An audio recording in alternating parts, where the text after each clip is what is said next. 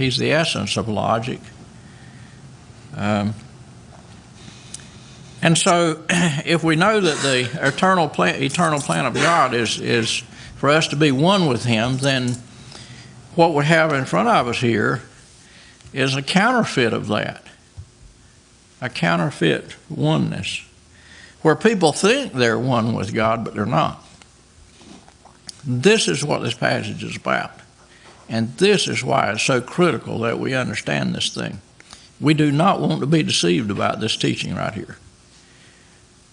This is a teaching that I think is largely neglected in the churches. It has to do with the false profession of faith. It has to do with people believing they're saved when in fact they're not. And there are ways that we can look into this subject and examine these verses in such a way that it searches our hearts so that we can have the assurance that the Lord wants us to have. He wants us to have full assurance concerning oneness with Him and not be deceived about this thing. And so there are various individuals that we can study in the Bible that will help us consider the thought life, the inner reasoning and thought life of a person that is deceived. And of course, Judas was one of them. We've looked at several. We're not going to go back to that. But Judas was the, I guess, prime example in the New Testament of this very kind of thing. Satan, who is behind the scenes working in people's minds,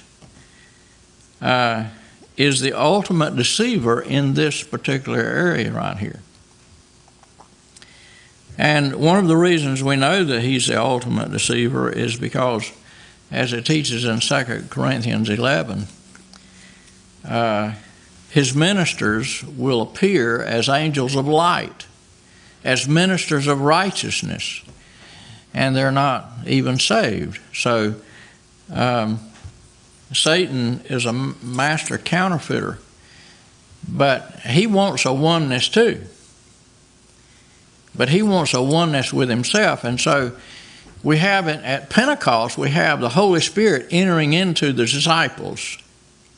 But if you read carefully the Gospels, what you see is Satan entered into Judas. He entered into him.